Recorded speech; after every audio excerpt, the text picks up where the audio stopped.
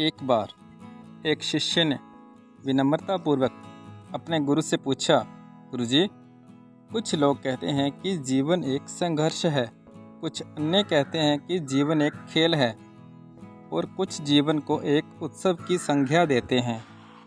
इनमें कौन सी सही है?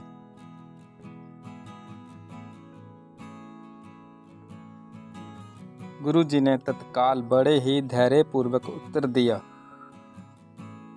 पुत्र, जिन्हें गुरु नहीं मिला उनके लिए जीवन एक संघर्ष है। जिन्हें गुरु मिल गया उनका जीवन एक खेल है और जो लोग गुरु द्वारा बताए गए मार्ग पर चलने लगते हैं वे मात्र जीवन को एक उत्सव का नाम देते हैं। ये उत्तर सुनने के बाद शिष्य पूरी तरह से संतुष्ट न था। गुरुजी को इसका आभास हो गया। वे कहने लगे, लो, तुम्हें इसी संदर्भ में एक कहानी सुनाता हूँ। ध्यान से सुनोगे तो स्वयं अपने प्रश्न का उत्तर पा सकोगे। उन्होंने जो कहानी सुनाई वह इस प्रकार थी। एक बार की बात है, किसी गुरुकुल में 3 शिष्यों ने अपना अध्ययन संपूर्ण करने पर अपने गुरुजी से ये बताने के लिए विनती की कि उन्हें गुरु दक्षिणा में उनसे क्या चाहिए। गुरुजी पहले तो मंद मंद मुस्कुराए और फिर बड़े ही स्नेहपूर्वक कहने लगे, मुझे तुमसे गुरु दक्षिणा में एक थैला भर के सूखी पत्तियां चाहिए, ला सकोगे?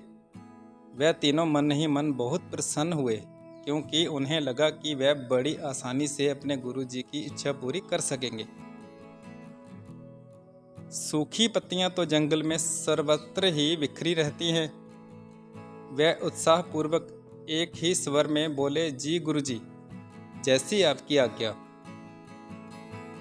अब वे तीनों शिष्य चलते चलते समीपस्थ जंगल में पहुंच चुके थे, लेकिन ये देखकर कि वहां पर तो सूखी पत्तियां केवल एक मुट्ठी भर की ही थी, उनके आश्चर्य का ठिकाना ना रहा। वह सोच में पड़ गए कि आखिर जंगल में कौन सूखी पत्तियां उठाकर ले गया होगा। इतने में ही उन्हें दूर से आता हुआ कोई किसान दिखाई दिया। वे उसके पास पहुंचकर उससे विनम्रतापूर्वक याचना करने लगे कि वह उन्हें केवल एक थैला भर सूखी पत्तियां दे दे। उस किसान ने उनसे क्षमा याचना करते हुए उन्हें यह बताया कि वह उनकी मदद नहीं कर सकता, क्योंकि उसने सूखी पत्तियों का ईंधन के रूप में पहले ही उपयोग कर लिया था। अब वे तीनों पास में ही बसे एक गांव की ओर एक आशा से बढ़ने लगे थे कि हो सकता है वहां उस गांव में उनकी कोई सहायता कर सके। वहां पहुंचकर उन्होंने जब एक व्यापारी को देखा तो बड़ी उम्मीद से उससे एक थैला भर सूखी पत्तियां देने के लिए प्रार्थना करने लगे। उन्हें फिर से एक बार निराशा ही हाथ आई, क्योंकि उस व्यापारी ने तो पहले से ही कुछ पैसे कमाने के लिए पत्तियों के दोने बनाकर बेच दिए थे। उस व्यापारी ने उदारता दिखाते हुए उन्हें एक बूढ़ी माँ का पता बताया जो सूखी पत्तियां एकत्रित करती थी। पर भाग्य ने यहाँ पर भी उनका साथ नहीं दिया, क्योंकि वह बूढ़ी माँ तो उन पत्तियों को अलग अलग करके कई प्रकार की औषधियाँ बनाकर बेचती थी। अब निराश होकर वह तीनों खाली हाथ ही गुरुकुल लौट गए। गुरुजी ने उन्हें देखते ही स्नेहपूर्वक पूछा, पुत्रों, ले आए गुरु दक्षिणा? तीनों ने सर झुका लिया। गुरुजी दोबारा पूछे जाने पर उनमें से एक शिष्य कहने लगा, गुरुदेव, हम आपकी इच्छा पूरी नहीं कर पाए। हमने सोचा था कि सूखी पत्तियां तो जंगल में सर्वत्र बिखरी ही रहती होंगी, लेकिन बड़े ही आश्चर्य की बात है कि लोग उनका भी कितनी तरह से उपयोग करते हैं। गुरुजी फिर पहले की तरह मुस्कुराते हुए प्रेम पूर्वक बोले, निराश क्यों होते हो? प्रसन्न हो जाओ, और यही ज्ञान की सूखी पत्तियां भी व्यर्थ नहीं हुआ करती, बल्कि उनके भी अनेक उपयोग हुआ करते हैं। मुझे गुरु दक्षिणा के रूप में दे दो। तीनों शिष्य गुरु जी को प्रणाम करके खुशी खुशी अपने अपने घर की ओर चले गए।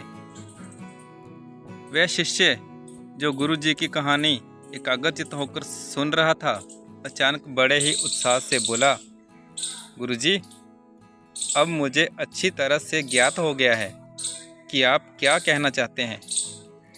आपका संकेत वस्तुतः इसी ओर है, ना कि जब सर्वत्र सुलभ सूखी पत्तियां भी निरर्थक या बेकार नहीं होती हैं, तो फिर हम कैसे किसी भी वस्तु या व्यक्ति को छोटा और महत्वहीन मानकर उसका तिरस्कार कर सकते हैं। चींटी से लेकर हाथी तक और सुई से लेकर तलवार तक सभी का अपना अपना महत्व होता है। गुरु जी भी तुरंत ही बोले, हाँ पुत्र, मेरे कहने का भी यही तात्पर्य था कि हम जब भी किसी से मिलें तो उसे यथा योग्य मान देने का भरसक प्रयास करें, ताकि आपस में स्नेह, सद्भावना, सहानुभूति एवं सहिष्णुता का विस्तार हो रहे और हमारा जीवन संघर्ष के बजाय उत्सव बन सके।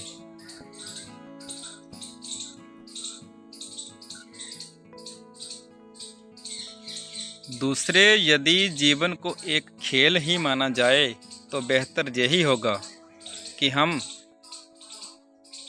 निर्विक्षेप, स्वस्थ एवं शांत प्रतियोगिता में ही भाग लें और अपने निष्पादन तथा निर्माण को ऊंचाई के शिखर पर ले जाने का अथक प्रयास करें। अब शिष्य पूरी तरह से संतुष्ट था। अंततः मैं यही कहना चाहता हूँ कि यदि हम मन, वचन और कर्म, इन तीनों ही स्तरों पर इस तरह कहानी का मूल्यांकन करें तो भी ये कहानी खरी ही उतरेगी। सबके प्रति पूर्वाग्रह से मुक्त मन वाला व्यक्ति अपने वचनों से कभी भी किसी को आहत करने का दुस्साहस नहीं करता, और उसकी यही ऊर्जा उसके पुरुषार्थ को, मार्ग की समस्त बाधाओं को हर लेती है। वस्तुतः हमारे जीवन का सबसे बड़ा उत्सव पुरुषार्थ ही होता है, ऐसा हमारे विद्वानों का मत है। तो दोस्तों, आपको ये कहानी कैसी लगी हमें कमेंट में ज़रूर बताना और चैनल को सब्सक्राइब करना। हरे कृष्णा।